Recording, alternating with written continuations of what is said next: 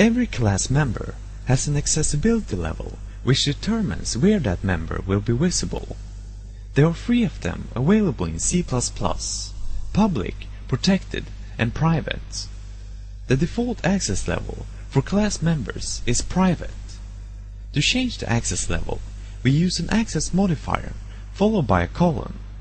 Every field or method that comes after this label will now have this access level until another access level is specified, or until the class declaration ends.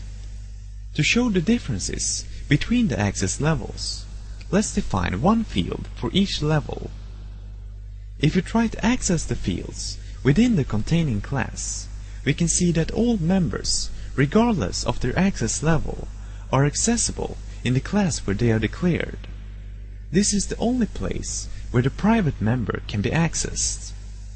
A protected member can also be accessed from inside of a derived class, but it cannot be reached from an unrelated class.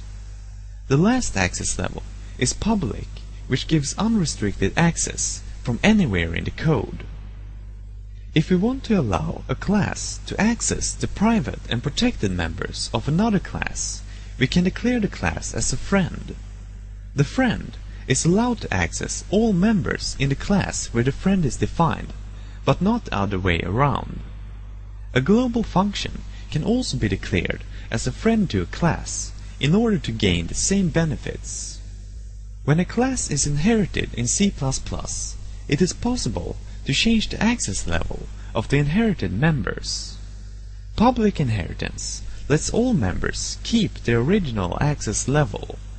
Protected inheritance reduces the access of public members to protected, and private inheritance restricts all inherited members to private access.